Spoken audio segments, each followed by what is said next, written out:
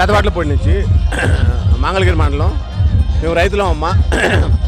ఎన్నో సంవత్సరాల నుంచి, వందల సంవత్సరాల నుంచి బ్రిటిష్ కాలం చుక్కల భూములని పెండింగ్ పెట్టారు. చంద్రబాబు దాన్ని ఆసరాగా తీసుకొని 2014లో అది పెండింగ్ పెట్టారు. 70-80 ఏళ్ళ నుంచి రిజిస్ట్రేషన్ పట్ట స్టాంపులు ఉన్నాయి, పాస్బుక్లు ఉన్నాయి, ఆన్లైన్ అన్నీ ఉన్నాయి. అయినా మేము హక్కుదారులు కాదు. జగనన్న వచ్చిన కాడి నుంచి లక్షల ఎకరాలు ఆ చుక్కల భూములు తీసేసి మాకు సొంత పట్టాలు ఇచ్చారు. ఆయన మాకు దేవుడు.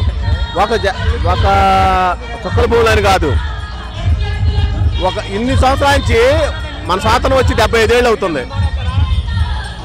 ఒక స్కూల్స్ మేము చిన్నప్పుడు schools చదివామమ్మా.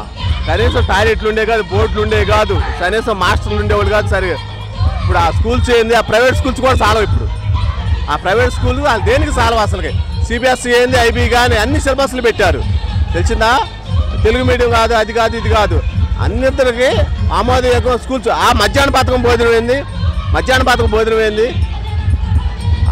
Protein, carbohydrates, minerals, high quality food పెట్టాడు.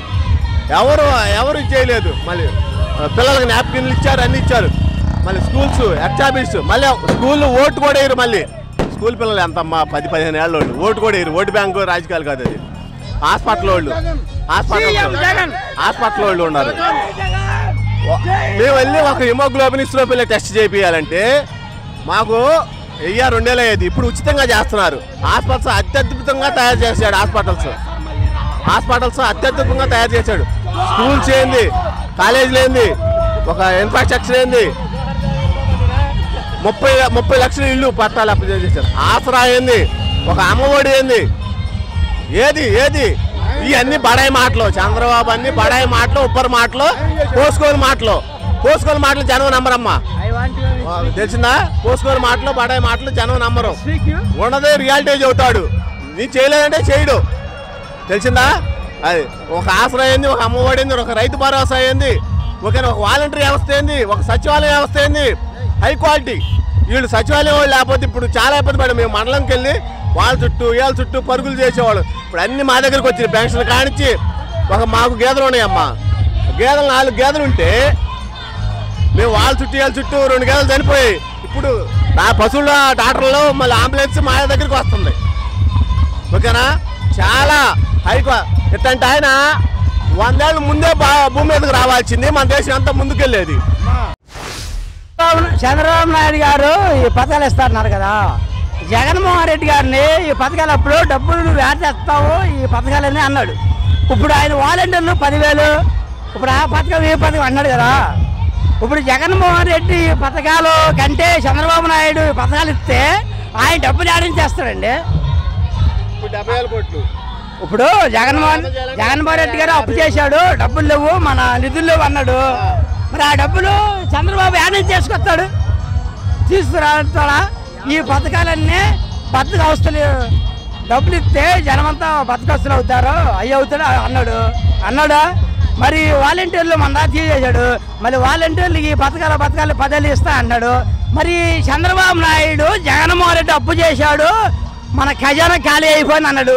మరి పథకాలు తీసుకొస్తే చంద్రబాబు నాయుడు, పవన్ కళ్యాణ్ వీళ్ళంతా ఈ నిధులు ఆడని తీసుకొస్తారు. అది ఒక్క సమాధానం మీద జనం చంద్రబాబు నాయుడు మాట్లాడిన అబద్ధాలే. పోయినసారి ఒకసారి ఎట్టగా అబద్ధాలు చెప్పాడు. అబద్ధాలతో జనం ఓటేస్తే చంద్రబాబు నాయుడికి ఎంత అన్న అసమం అయింది. జగన్మోహన్ రెడ్డి పేదల మనిషి.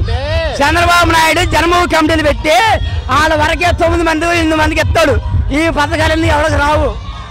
అది ఇప్పుడు జనమంతా ఒక మాట అర్థం చేసుకోవాలి. అది నేను కోరుకున్నది. అని ఈసారి జగన్మోహన్ రెడ్డి గారు మళ్ళీ చేసుకుంటే మనకి పథకాలను అందుతాయి. మళ్ళీ ఒక్కసారిగా చూద్దాం. అది ఈ నమ్మద్దు. జగన్మోహన్ రెడ్డి పథకాలు. ఎర్రబాలెం నుంచి. ఇప్పుడు ఏ క్లాస్? Inter second year. ఎలా ఉంది కాలేజీలో? చాలా బాగుందండి. జగనన్న అమ్మఒడి అవన్నీ పథకాలన్నీ మాకు బాగా అందుతున్నాయి. మళ్ళీ జగనన్న రావాలని మేము బలంగా కోరుకుంటూ జై జగనన్న. నేనైతే ఖచ్చితంగా జగన్కే మొదటి ఓటు వేస్తానండి. ఎందుకంటే జగనన్న చాలా పథకాలు ఇస్తున్నాడు, రైతు భరోసా ఇస్తున్నాడు, పిల్లలందరికీ స్కాలర్షిప్ ఇస్తున్నాడు, పిల్లల చదువులన్నిటికీ బాగా తోడుగా ఉంటున్నాడు కాబట్టి మేము ఖచ్చితంగా జగన్కే ఓటేస్తాం. అంటే ఒక పథకాలు ఇస్తే సరిపోదు, నెక్స్ట్ జనరేషన్కి అభివృద్ధి కూడా కావాలి కదా అని చెప్పాడు. కావాలండి ఖచ్చితంగా. ఇప్పుడు చంద్రబాబు ఉన్నప్పుడైతే ఏ పథకాలు రాలేదు, మాకేమీ అందలేదు, మాకు డెవలప్మెంట్ కూడా ఏం జరగలేదు. కాబట్టి ఇప్పుడు జగన్ వస్తే మళ్ళీ మాకు బాగా డెవలప్మెంట్ జరిగింది కాబట్టి మేము ఖచ్చితంగా జగన్కే ఓటేస్తాం. మరి నెక్స్ట్ జనరేషన్ వాళ్ళు మన అంటే రాజధాని అంటూ చెప్పాలి కదా అంటూ అడుగుతున్నారు. అలా అడిగితే మీరేం చెప్తారు? ఖచ్చితంగా చెప్తారండి. ఇన్ని చేసిన వాళ్ళు తర్వాత రాజధాని గురించి ఎందుకు ఆలోచించకుండా ఉంటారు? మీకైతే నమ్మకం ఉందా జగన్? మాకైతే ఖచ్చితంగా నమ్మకం ఉందండి జగన్ మీద. మరి నెక్స్ట్ సీఎంగా ఎవరు గెలవాలనుకుంటున్నారు? ఖచ్చితంగా జగనే గెలవాలనుకుంటున్నాను. జగనే గెలుస్తాడు కూడా.